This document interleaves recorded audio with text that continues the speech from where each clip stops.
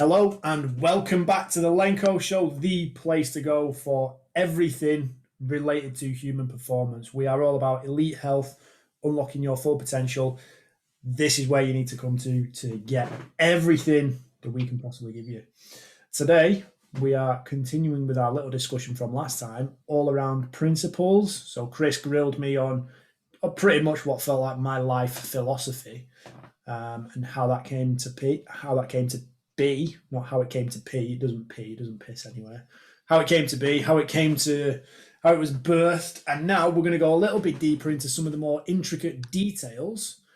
So whether you are an elite performer looking to up your game and take it to the next level, and whether you're dialed into being a sports performer, or if you are simply training for the fun of it, or you are thinking about getting into health and fitness, you are in the right place today because we have got some very, very useful information for you. Haven't we, Chris? Welcome to the show. Hello, welcome to me. I don't know how to say welcome. Well, I mean, based on what you just told me, it sounds like viewers, all two of them, are going to get I'm going to keep joking about that, by the way, are going to get a lot of valuable information if they just keep listening. Why don't you give them a little bit of an introduction as to what you've found? Okay, so this is something I came across this a while ago through many of my learnings, many of my lessons, and one of the excuses that I would argue the excuse we hear most often, I don't have time, is going to be disproven. You do have the time.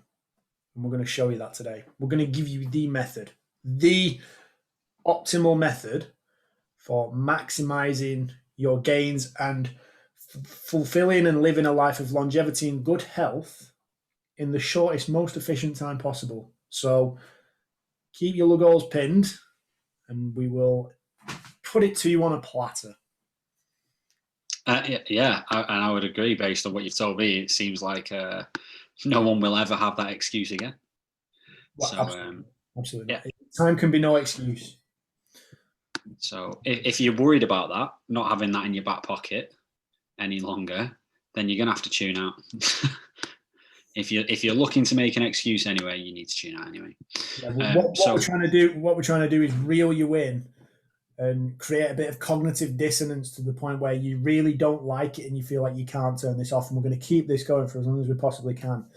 And we'll dish you the information at a point in time where we feel it's relevant, just so you don't miss out on the other stuff. So focus, take notes, listen back and enjoy. Yeah, so we will get to that. But just before we do that, I'm going to be asking Alex some questions again. So for the last podcast that we did together, I was asking him about his principles for life. It was a little bit about your philosophy. We're going to go through specific nutrition principles and training principles for both athletes who are competitive and athletes who are not necessarily competitive. So that might just be general population people. But before we do that, we're going to have a little bit of fun. We're going to get you warmed up by Alex. And because it's Alex, might even get him a little bit riled up and angry. So I'm going to ask you a few questions, all right, that are, in essence, bro science style questions. So we need to, okay. Yeah, so we need to be careful because some of these questions might actually appear offensive and they might even cause you diseases. So well, you know what I'm like when it comes to being careful and sometimes causing offence. Combining the two together, Chris, you are playing a very dangerous game. You are walking on marbles, my lad. And that is why I'm here.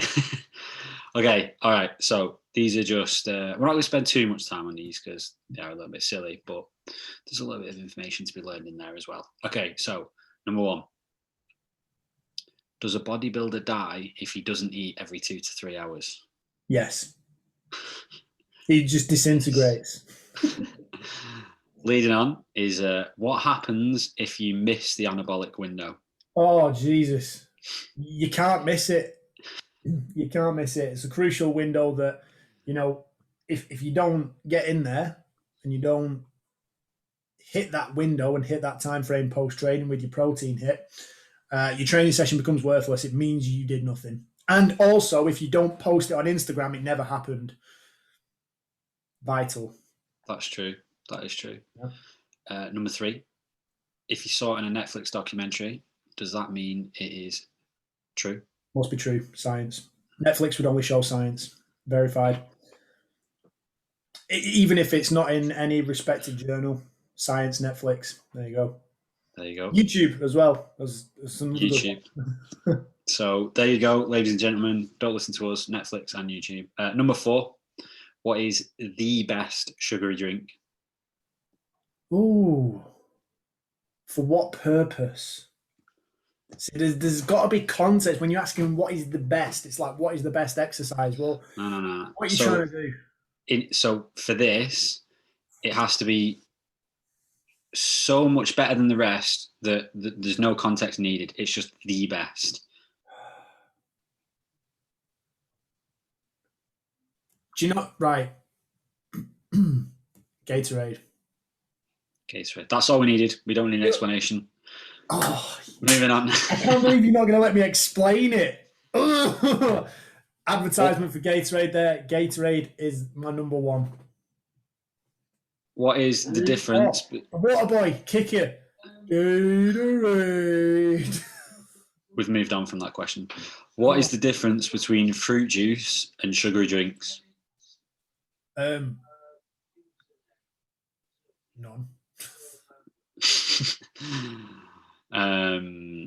Okay. Probably colour, calories, slightly different types of sugar. What do you want? Some artificial, some not. Make up your minds which. What do you think about weight loss supplements? Absolute horseshit. You want to lose weight by doing that? Just cut off an arm, cut off a leg. You might as well. Same principle. Good advice. Strong advice. Okay, last question. What makes you fat? Oh, what makes you fat? Right. Well, me specifically. So, like we discussed, Chris, I mean, this is normally, so what makes me fat, right? 2 desserts on a weekend, generally 2 pizzas whenever we do that kind of thing, excessively big bowls of pasta, high amounts of granola with Greek yogurt and Nutella mixed together, along with berries and nuts. That's what makes me fat. Yes, that's what makes me fat. For everybody else, your own individual circumstances will dictate body composition, your own lifestyle choices, the time you go to bed, the time you wake up, the amount of exercise you do, the calories you consume. There are a multitude of factors. You can't blame it on your genetics. And you can't blame it on time either, as we're about to discover later on. Can't blame it on time. Can you, Chris? No. Well, actually, I think we'll go into that now. If we go into time now, and your little secret that you've brought for us all, and then we'll go through your nutrition principles. Right, okay. So in terms of being time efficient, you can reap the rewards of quality health and fitness and improved cardiorespiratory fitness, meaning heart, lung, circulatory system, etc. Functioning well, functioning efficiently, delivering blood as and when it needs to, supplying the body with oxygen, supplying the brain with oxygen, the muscles, everything. You can do that in as little as 3 minutes per week. Now, it's not strictly true. 3 minutes of effort per week would be more accurate. And this is based off a proper HIIT training protocol. So we're not talking about dancing around in a studio to, high tempo music, kicking the air, or, fist bumping the ceiling kind of thing. dancing around with a 2 kilo barbell on your back. It's none of that. So the protocol itself is based off 20 seconds all out maximal effort sprint of a particular exercise. And when I say sprint, it just means that you are going full speed.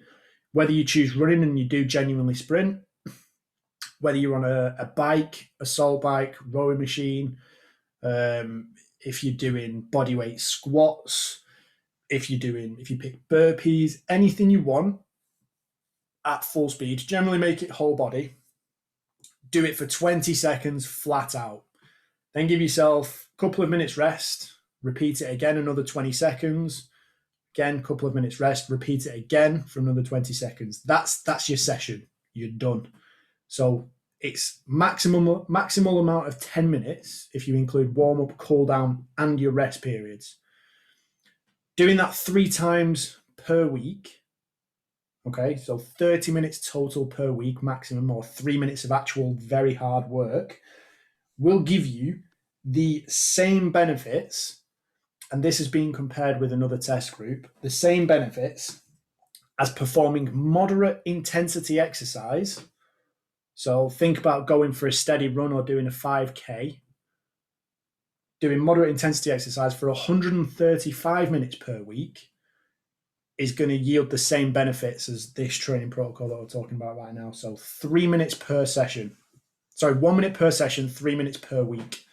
And you will receive the same benefits, which, roughly speaking, over the control groups, has seen around a 6 to 8% drop in blood pressure in the control groups. So 6 to 8% drop. So it's a drastic improvement in your health when you consider, the blood pressure of average population. And most of us are probably walking around with very high blood pressure, which is a key marker of poor health. And a roughly 12 to 15% increase in your CV fitness over the course of a 6-week period. So over a 6-week period. How's that for you, Chris? I'm just wondering when I've got 3 minutes spare. Suppose I could fit it in just before my dinner. So it's, if the kettle's boiling, or, it's even shorter than the Tabata protocol, which is 8 sets of 20 seconds work, 10 seconds rest.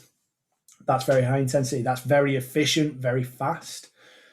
All these things that you can do in a very, very short amount of time, if time is a restriction, because it will be a restriction for some people. We're not denying that it's, it has to be a factor when it comes to planning a workout or getting exercise into your day, but it cannot become an excuse.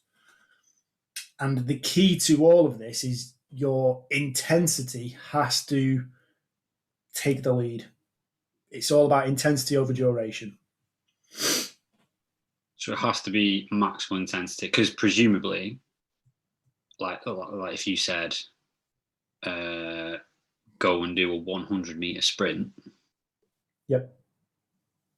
You're looking at, for an elite athlete, 10, 11 seconds. Sub.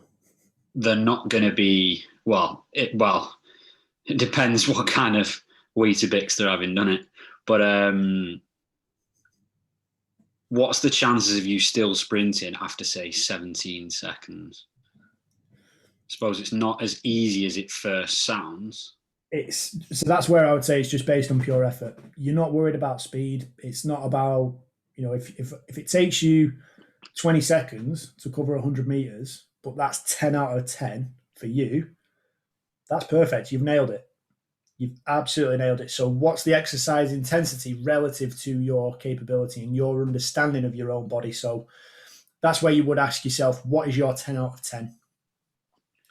And I think, pretty much anybody can go hard for 20 seconds on something, anything. And then, you pretty much get full recovery, 2 minutes or so. Let's say it was 2 minutes in between your 20 seconds worth of work. You're more or less back to fully recovered. You do another 20 seconds really hard. maybe, if we were comparing it to running, and the first time you say, in the 20 seconds you covered 100 meters, the second one you covered 90, but you're still operating at 10 out of 10, the distance is irrelevant. It's all about your intensity. It's all about how hard you're going at it.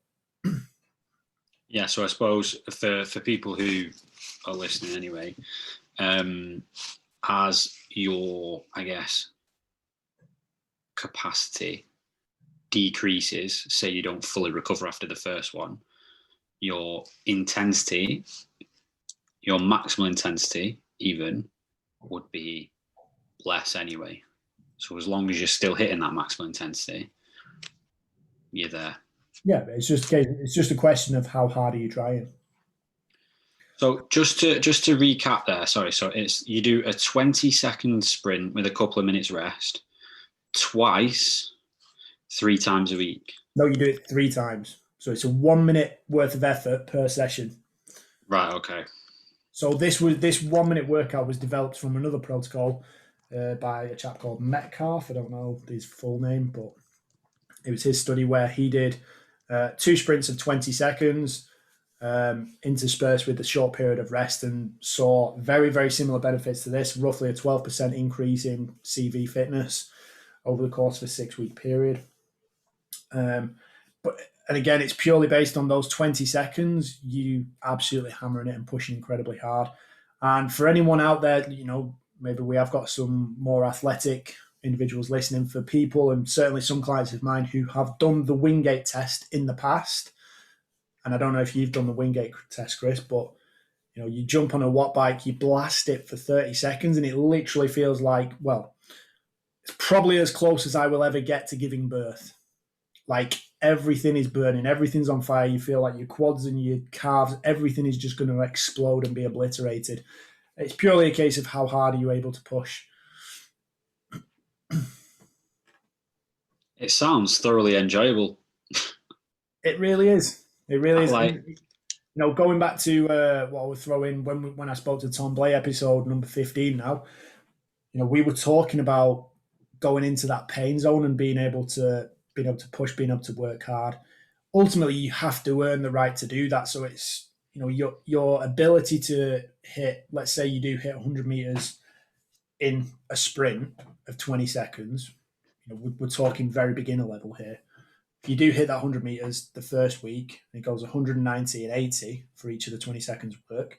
Then the next week, you've earned the right. You can go a little bit harder. You can run a little bit further. You might hit 120, then 110, then 100.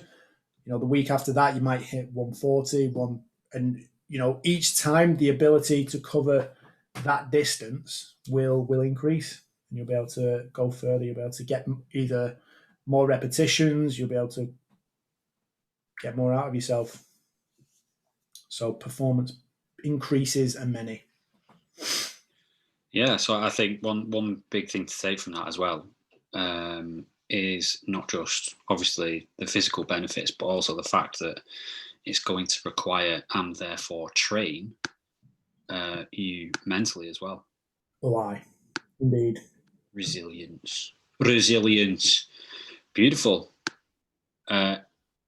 There you go, people.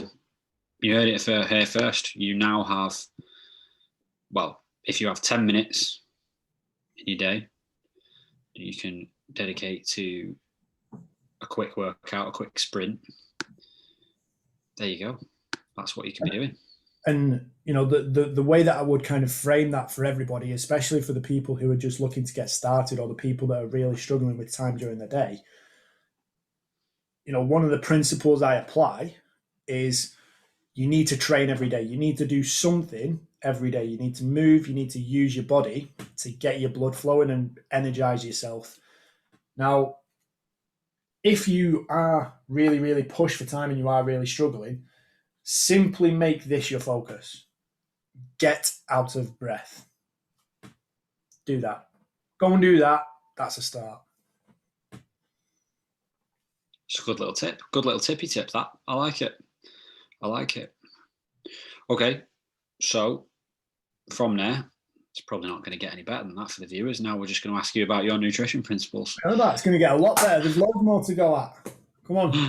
Come on. You Stop say so, talking it down. If you say so, mate. If you say so. Okay. So I'm going to ask you questions and you're basically going to answer them. Number one. Okay, you're in the hot seat now. So there's kind of slightly multifaceted, this question. No, actually, no. Let's go even simpler. Let's go with, what are your personal principles for nutrition for your lovely self? So my personal principles. So tell the people, what does a double pizza meal, a takeaway with some ice cream dessert that you have to chase after the taxi driver for, what sort of lifestyle do you have? How much? I'll have to tell that story. So before I actually go into my personal principle, right? So the first principle is food is fuel. All right, that's number one. It's an energy source, and that's it. Don't think too much more of it than that. Don't overcomplicate it. If you want to get all emotional about it, it is also there to be enjoyed, but that's a secondary factor, and you'll learn that once I kind of talk about performance-based fueling. That food enjoyment has to come down a little. Like, will have to take a back seat and be less of a consideration when it comes to planning meals. It's not to say that you can't. Like, you're not just going to go and eat something you hate. But like, it might be something resemblant to, right, well, you've got to get a bowl of chicken and pasta down you at 10 o'clock in the morning before you go out and play, kind of thing. So I do like, I don't even know how to describe it. I do like calorie dense foods like pizzas, chocolate. Like, I'm very much a sweet tooth as well. So at the weekend, we ordered a couple of desserts from a wonderful restaurant in Manchester. Unfortunately, I can't plug them because I don't know the name. Fiona orders it off online, so I have no idea what it's called. I'll find out for the next episode. We'll promote you because you do some stunning desserts. Anyway, this was some sort of chocolate fudge puppy based thing where it's like a toasted waffle covered in like bits of like Kinder Bueno and Nutella and chocolate sauce and a bit of ice cream with it and stuff like that. So very, very tasty. Now, the delivery man from Deliveroo, all right, and if he's listening, fucker, don't do it again. Drops it off at the front door, and it's not the first time we've been done by this, but I've caught them every time, but the first time was very different. She made an excuse. I reckon she just gave it to a kid in the back seat. But knocks on the door, gives me the delivery bags. I said to Fiona, I was like, right, check everything's in there. She just walked off into the kitchen, didn't hear me, so I thought she did.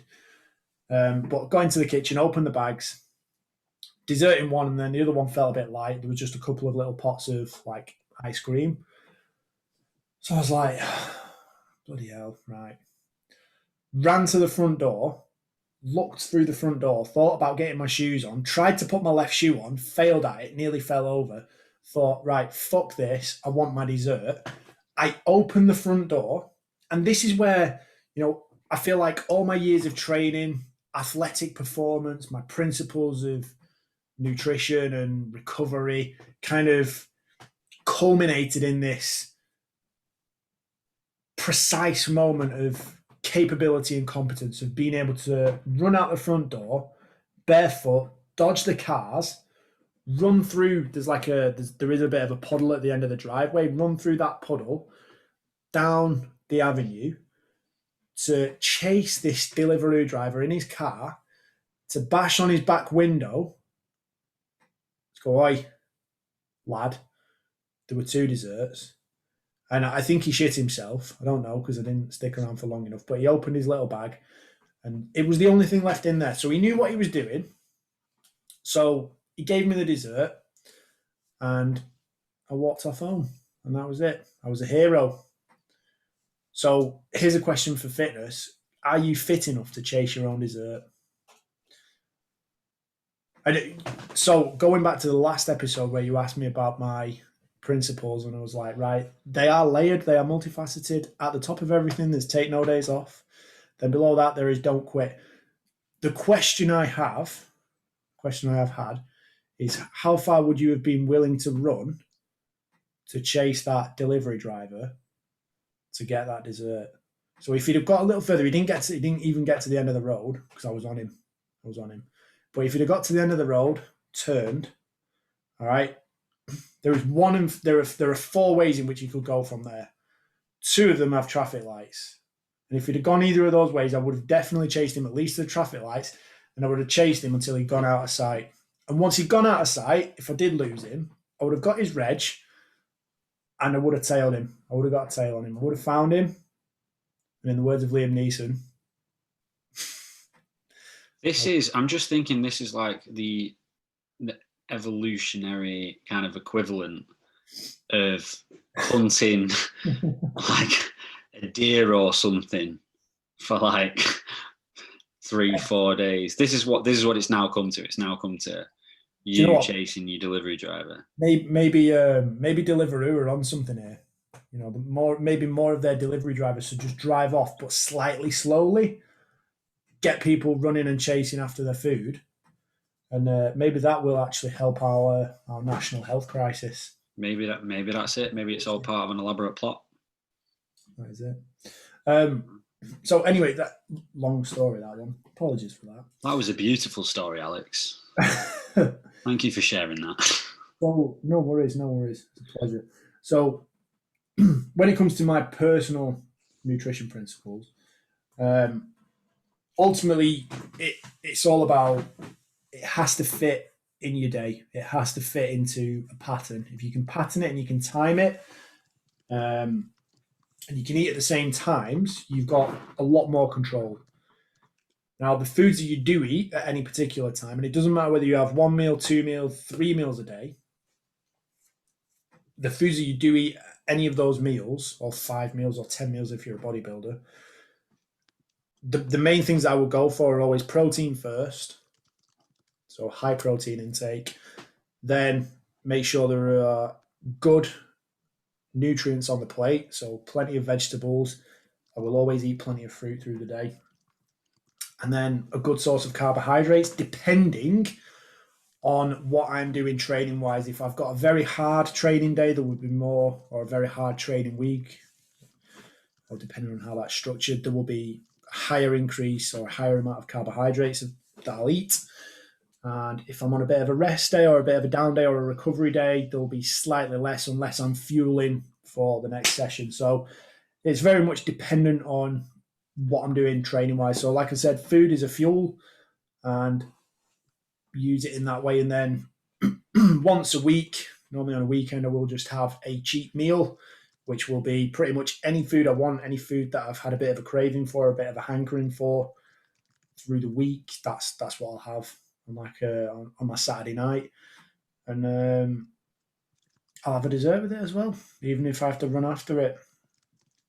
So yeah, and doing that on a Saturday night, having that cheat meal is just a really good way to kind of, well, number one, it gives you something to look forward to at the end of the week if you need it. If you're being disciplined and maintaining a high amount of control over everything you're eating through the week, it stops you from getting bored. It's, kind of stops you from being too restrictive, and it kind of quashes those cravings for the next week or so, and you can just carry on. And it stops you from having an unhealthy relationship with your food. So you realize that you can still be in shape, you can still be of good health by eating foods you enjoy. And that's it. Okay. So if we delve a little bit deeper into that, so obviously number one was food is fuel. Number two, I kind of tied together, you said high protein, plenty of fruit and veg. Are you eating a certain amount of meals each day? Do you, dare we say it, miss the anabolic window? Do you eat every 2 to 3 hours? You're still here, so presumably you do. Yeah, so the most important part when it comes to health is being consistent. And obviously, when it comes to weight loss, calories in, calories out is king. And, having a good, healthy body composition and being of a good weight normally takes care of the majority of health markers for you in the first place. So that will take care of the majority of illnesses and diseases that you are susceptible to. Then there is a really, really good book. I can't remember the name of the author, but it's called The Circadian Code. And this has kind of come through the principle where, you know, your timing and your hormone balance is crucial to good health and digesting your food. And I think it was they fed rats a diet of high fat, high carbohydrate, and one of the groups was able to eat it at any time it wanted, it could eat it. The second group was on the same diet, exact same food, exact same quantities of fats and carbohydrates. So when calories were equated, the first group that could access it at any time developed diabetes and various other health conditions. The second group that was on the same number of calories, same food, was perfectly healthy. And then what's more than that, once they put the group that were on the eat it whenever you want, free access to the food, once they put that group on a more regimented meal timings, again, same calories, they didn't change anything, that group actually improved all of its health markers as well. So your meal timings are vitally important to your bodily functions. In the same way that you sleep at certain times, certain hormones are released and regulated, upregulated or downregulated at specific points in the day, and the body has a rhythm. Every cell has a biological clock. And I think that, for some reason, there seems to be a distinct lack of respect for science these days. But every cell in your body has a biological clock, and you do have a bodily rhythm. You probably find that in the simplest terms, you go to the toilet at the same time most days. You probably wake up to go to the toilet at the same time most times during the night. Again, perfect example of bodily function. Wow. So while you were talking about that there, I was just making a few notes, and I also found that the Circadian Code is actually written by Sachin Panda. That's it. So I didn't mean to spoil that for you if that was irritating you. I meant to, I did that so that the listeners knew what it was. No, I needed to know that.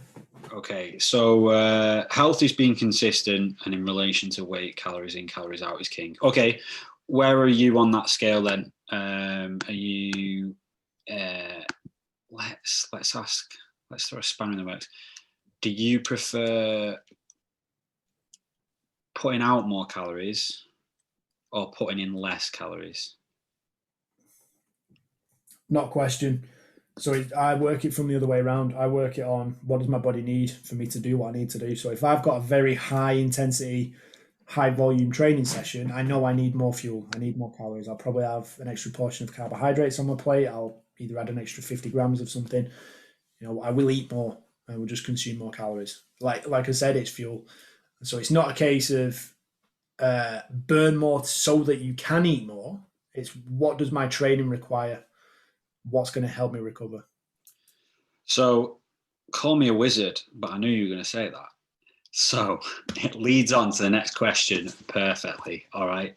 So, now we're going to get a little bit more into the nitty gritty to advise everyone else as well. So, what are the differences in prescription from yourself for people who are competitive athletes? So, obviously, you work with football clubs and things like that, mm-hmm. and people who are non-competitive athletes / people who are just like training for life.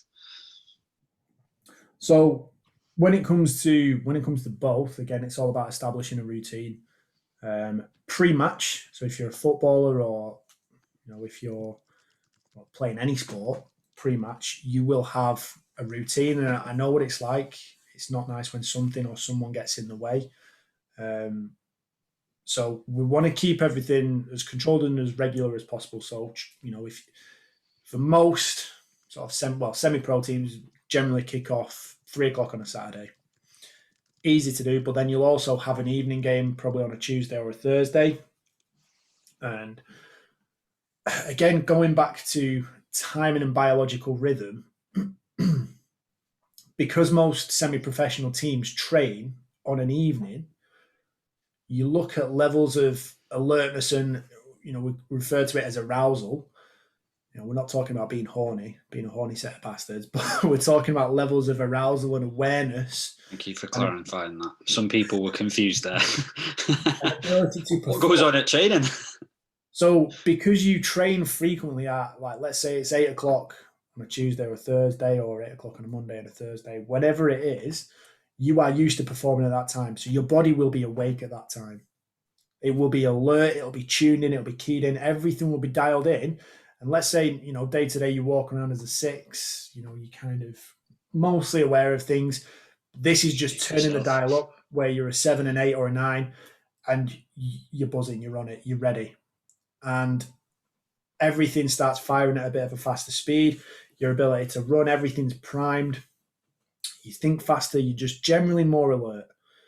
Whereas if you make a habit of that, and then you go, right, well, we're going to have an early kickoff on a Saturday, it can be a little bit harder to get up for it.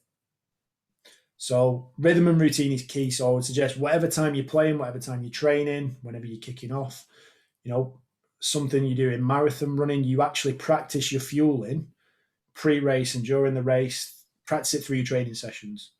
So whatever you would do on a match day, apply a similar principle to your training sessions. Eat a couple of hours before, eat the same foods that you would eat on a match day a couple of hours before, drink the same drinks, have the same quantities.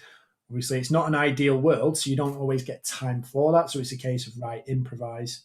So when it comes to performance, bit of protein, so a portion of protein, nothing too hefty, portion of carbohydrates that's easily digestible.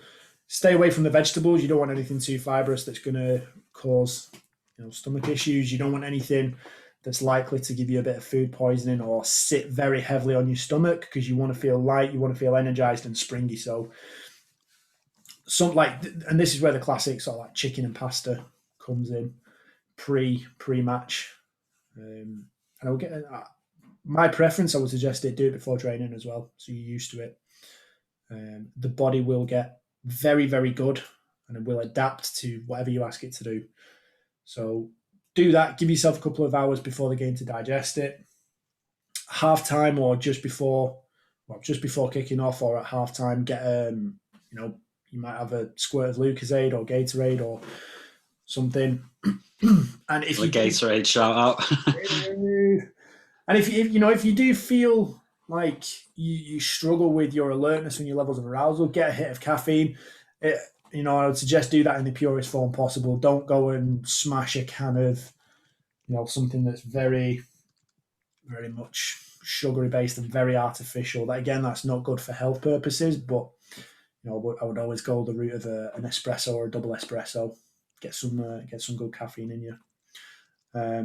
So again, they're the basic principles there. Bit of protein, good amount of carbohydrate. Be alert. If you're not feeling alert, get a hit of caffeine in.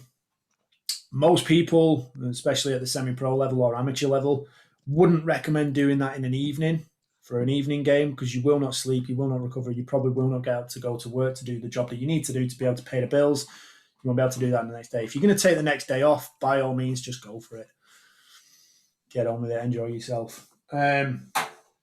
Compare that with people who are training for being fit and being healthy. So probably most of our listeners.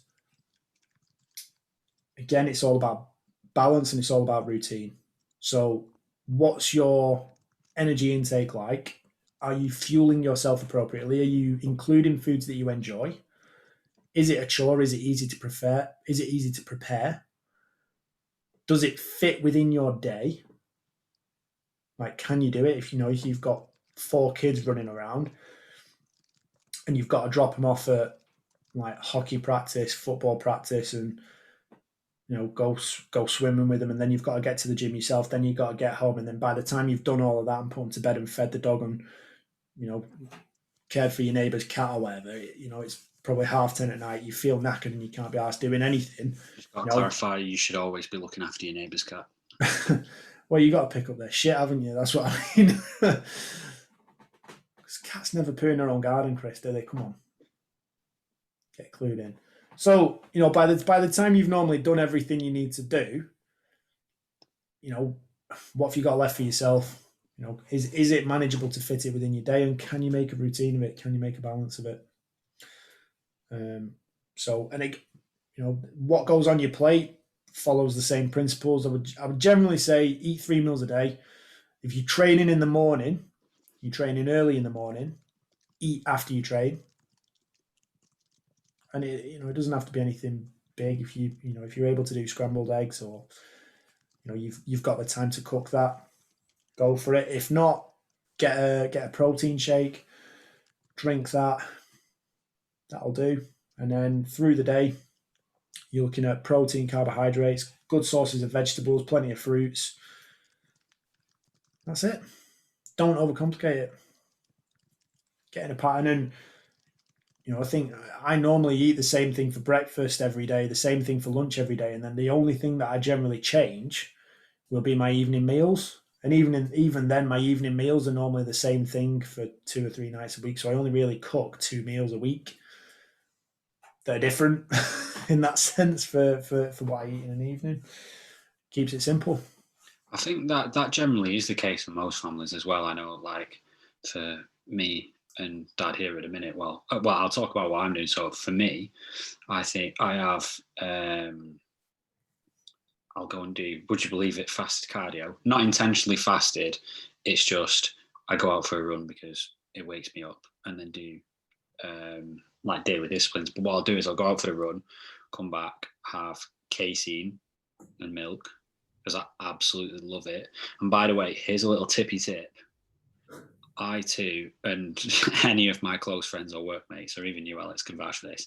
I can put away some pretty bad food if I really want to. Oh yes. I've been known to do this, but like you, Alex, I've got a massive sweet tooth, and I fucking love milk, and I don't like, which isn't a problem at all. But like, if I'm drinking milk, traditionally, this is tradition, all right. It's not my religion, but it is for tradition. If there's milk there, there's usually like a little bit of chocolate there as well, because it goes well with the milk. But I've found casein or protein, whatever flavour protein shake, what have you, if I have chocolate, I have no concerns for having any other chocolate. But I'll do that, and that's my routine. I'll have that, go through all my daily disciplines and work and things like that, and then by come 2 p.m. each day, I'm then free to have whatever, and traditionally it'll be like, just like you said, the same 2 or 3 meals. And I think we're cycling over like 5 different tea time meals at the minute. And I think that is the case for most people. I think that's the case when we talk about like tracking food as well, because obviously you did mention calories is king. A lot of people are scared of tracking. If calories is king, you need to know what your calories are. If you're scared of tracking, just remember that you're only looking at tracking at tops a month before you realize exactly what you eat, like, and what your patterns of behavior are, because you'll probably go through most of your bad and good patterns of nutritional behavior over the period of a month. Like, you'll see that we're all kind of following patterns and having same things at similar times and certain meals, and you'll start to learn what your macros and your calories and things like that are. A little bit of a side tangent there, but so I think it's very valid. When it comes to tracking food as well, what I tend to find works quite well for me is I'll normally track something when I'm changing something, and again, even then, generally I just track the big stuff, and I find what are going into my main meals. I don't really worry about the 20 milliliters of milk that goes into my coffee, or the one, or like the flat leaf parsley that I add to my pasta and stuff like. I don't worry about tracking those things. It's what are the big things that is going into my meal, and most things you just scan a barcode, and then it's just, well, how many of them are you having? How many sausages are you having? How many wraps are you having? How many slices of chicken? Or if you were weighing your chicken, or if you're going to have a chicken salad, put a bowl on your scales, press the reset button so it's at 0. Put your chicken in, like 200 grams of chicken. That's why I wouldn't recommend that for everyone, but like 200 grams of chicken. Right, we've got that. And then we've got how many wraps we have in 3 wraps. Right, okay. Don't worry about tracking your lettuce or your sliced cucumber or whatever. Like, just that's fine. No one's fat because they're overeating lettuce, cucumber, and tomatoes. Put it in, chuck some of your chicken on, and eat it. Get it done. And it doesn't have to be complicated, and you don't have to track it every single day of your life. As long as you know pretty much what is going, as long as you know what's going in, unless you are an elite level bodybuilder, there are bigger things to worry about. There are always bigger things to worry about than what happens if I've got 5 grams over on my carbohydrate intake for the day. Fuck it. Don't. If you're losing sleep on 5 grams of carbohydrates that you've overeaten that you shouldn't have had, you've got serious problems and you should contact a psychiatrist. Interesting. There you go. Contact your psychiatrist. So what I'm going to do is I'm going to recap the answers that you gave there and then kind of ask you kind of like a follow-on question. So performance-wise, you were saying, well, I think the main thing, first of all, before I talk about what the specific things were, you said for both of them, establish a routine, keep things as controlled and regular as possible. Yeah. The differences were with performance, portion protein, portions of carbs. So this is pre-event. Stay away from anything too fibrous. If you are struggling with arousal, that's arousal in terms of the event, then get yourself a hit of caffeine, and your personal choice was an espresso or a double espresso. For the Gen Pop, okay, you will look at energy intake. Does it fit within your day? Can you actually make the food work for you throughout the day? You also mentioned eating 3 meals a day, and you gave a little tippy tips. You were saying if you train in the morning, earlier morning, then you should be looking to eat after you train or have a protein shake. Yeah. And then throughout the day, obviously having good portion of protein, good portion of carbs, good portion of veg, and lots of fruits as well. So that leads on to the next part, which is if you could simplify nutrition as much as you can. So let's say you were given a 1-sentence prescription, what would it be? So if we go with the competitive athlete first, so you need to, no easy feat at all, simplify nutrition as much as you can for a competitive athlete. What are you doing to me? Food is fuel. Right, that's it. Perfect. That's a very good way of putting it. Food is fuel. Okay, what about for the general population then?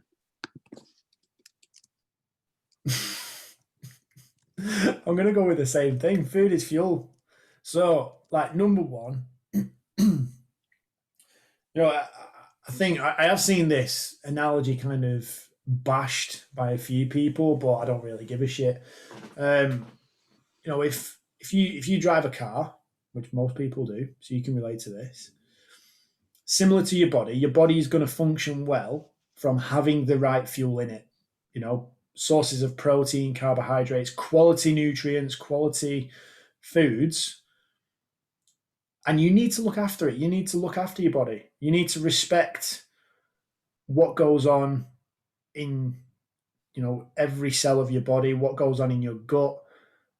And, we are finely tuned organisms that, yes, we can adapt to dealing with shit and coping and hanging on. But if you really want to get the very best out of yourself, I would suggest that you do pay attention to the quality of food that you're putting into your system. So you wouldn't go and put diesel in a Ferrari. I don't think Ferrari make a diesel car, do they? But if you've got a petrol car, you don't go and put diesel in it. You treat it right, you look after it, you get it the very best of care that you possibly can. And think about what kind of stuff would you feed your dog? What would you feed your kids? So, you'd probably want the very best for them and for the people that you love in your life. Treat yourself in the same way. Give yourself quality. I suppose a good way to help simplify that, because we can, I guess, simplify that. It would take more words, but it is simplifying it and making it a little bit easier is because the differences there would be the fuel required for the competitive athlete would be different to the fuel required to the non-competitive athlete. potentially. So in relation to competitive athlete, what would you describe as the fuel? So your fuel is dictated by your activity. So there are, and again, different individual differences from the types of either sports that you're doing or the energy systems that you use within your sport. I know football, for example, a very intermittent sport with lots of sprints, lots of high intensity efforts, but again, you're continuing to run for 90 minutes. Similar to rugby, lots of bouts of high intensity efforts where you're continuously working for a prolonged period of time, versus that of marathon running, distance running, ultra triathlons, etc. Your ratio of carbohydrates to fats will probably differ. They will be your primary fuel sources. Protein is not as significant when it comes to actual competition. The main thing is that you're getting the energy in. So they would be the main difference. I think if you're looking ultra endurance, purely endurance based, you're more likely to be in a fat burning zone where fat is going to be your primary fuel. So you're going to go for higher fat foods. Very simple. You're not going to go no carb.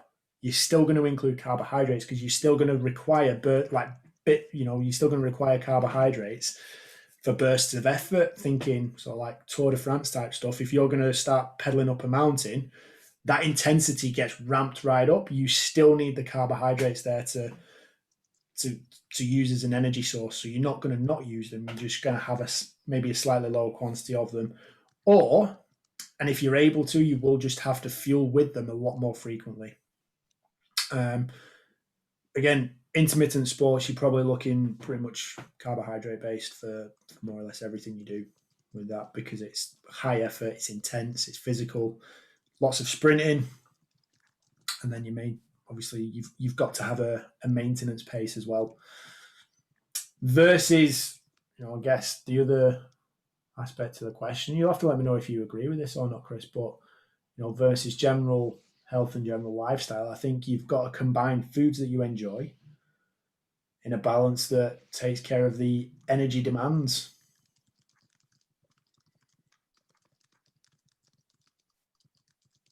So, the enjoyment aspect is a little higher up the hierarchy for your everyday kind of person, I suppose. And you can probably be a little bit looser with your restrictions, but when it comes to prepping for performance, it's first and foremost, it's a fuel. Is your body getting what it needs to be able to perform to the highest level? Does that answer your question? Yeah, I think that's put quite eloquently. I like the final sentence: see foods that you enjoy in a balance that takes care of your energy demands. Very, very useful information for everyone listening. I think, and I'm gonna have to say this. One of the best ways I heard it explained was actually. Oh, sorry. Did I not do a good enough job? If you've heard better. No, just like outside of this, one way that I heard it that I think would benefit everyone who's listening, all three of them, is it was so this is going to pain you because this was actually on the CrossFit Level 1 coaching course, and they said eat mostly plants, lots of meat and vegetables, eat some fruit and some nuts, and drink lots of water. There was a few more bits to it to add to that, but just that first part, and obviously I've changed a few parts. Well, not really changed a few, but I've skewered it a little bit. It's something along those lines. But it was the foremost of it was eat mostly plant-based stuff, plant stuff. It doesn't mean go vegan or anything like that. It means like the majority of what you're eating is plant stuff, like vegetables, cruciferous vegetables, things like that. Eating an abundance of meats, eat some nuts and some fruits. You're sorted. Yeah. I would add that just to emphasize, just so that nothing I say gets taken literally to the letter, leave your vegetables out, like in your pre-competition meal, like in your 2-hour window before you start, the food that you eat in that period, leave your vegetables out of that. But everything else, everything you do afterwards, everything you do in between, everything, so like around your training sessions, get loads of them in. It's fundamental, has to be. You know what? While we're on that as well, just so people don't take everything you say too literally. Oh my god, I really struggle with that. Don't try drinking petrol or diesel. Obviously, God, no. food is fuel. Yes, fuel is not food. Is a good way of describing that. That being said, I had some English mustard the other day, and it reminded me. Well, no, it didn't remind me because I've never done this. But it made me think about, like, I felt like I was eating pure petrol. Yeah, I'm not a fan of mustard. You know what? It was an enjoyable experience. I do like the smell of petrol. I am one of those people, so it wasn't too bad. I like the smell of petrol, but I just don't like mustard. I really hate mustard. Actually, it ruins most food. I had a bad experience with mustard once. Food poisoning based, not good. I threw up everywhere. Very nice. Okay, well, we've been through in fact, all nutrition-based questions. Is there anything that you would like to add to the listeners out there? I think a good way for us to kind of wrap this, like, hopefully that has covered nutrition from my end for a lot of people. I think when it comes down to my fundamental concepts around health and performance, and I can break these down into kind of 4 key pillars that are encapsulated by one other. And so I call it your B set, and they all stand for something, believe it or not. A little bit like the Profit Sleep Eat Train, but I've added 2 to it. Number 1, breathe. So you have to do some form of focused breath work every single day. I will definitely be doing another podcast on this at some point when it comes to breathing and optimizing that for performance, for relaxation, managing stress, improving your sleep. Your breathing is fundamental, and it's at the heart of everything. It's at the core of everything. We breathe about 24,000 times a day, 7.3 million times per year. And whenever you're moving, whenever you're doing an exercise, if your breathing isn't correct, if your bracing isn't right, or your timing isn't right, think swimming. You breathe in at the wrong point during swimming, you're drowning. You're in trouble. You're at the bottom of the pool having a bad time. So breathing is fundamental to every single thing that we do. So focus on your breath work. Do some form of breathing practice or meditation practice every single day. Calm your mind, oxygenate your body, focus yourself. And we often, the very nature of the word itself, breathing, to, well, the Latin version of it, inspire, to breathe in. If you're looking for a bit of inspiration in something yourself, or you're looking to look deeper into your mind, or you're trying to solve a problem, focus on your breath work, breathe in, and it'll come to you. It will get there. You will find the things that you need to solve your problems. Which leads me on nicely to number 2, the S, which stands for sleep. Something that I spent a good period of my life kind of neglecting, thinking, it's all right, I'm hard as nails, I can get off 4 hours sleep. You can't. You want to recover from your training, you want to optimize your health, you have to sleep. That is non-negotiable. You have to sleep. You have to have a very, very good sleep rhythm. And, the best athletes in the world will sleep 10 to 12 hours per day. And ultimately, that's where recovery is done. Beyond that, if not all of us are elite athletes, and not all of us get 10 to 12 hours per day that we can sleep. So it's a case of optimizing it. And the best way of optimizing it is to have it in a stable rhythm where you go to bed and then you wake up at the same time every single day. Very boring, very repetitive, very much neglected when it comes to optimal health and living. We don't speak about this enough, but it massively helps regulate your hormones, leptin and ghrelin, which take care of hunger and satiety. So if you feel like you're always craving food, maybe have a look at how often you sleep, how many hours sleep you get, and what's your quality of sleep. So breathe and sleep. The next one is eat. So your nutrition, which kind of follows all the nutrition principles that we've spoken about there. The T, train. Do something with your body. Move your body every single day. Exercise. Get out of breath. If that's all you're able to do, if you haven't got a lot of time, we've discussed a very, very effective training protocol for you to be able to do that and still train and get the most out of your body and energize yourself. Move your body every single day. Use it. Your body is a tool. Go out and develop it, build it, make it useful. And then the final concept that kind of encapsulates all of this is your mindset. What are you doing to work on your mind? What are you doing to develop yourself? Work on your goals, work on your thinking, your communication, your ability to listen, your ability to deal with others.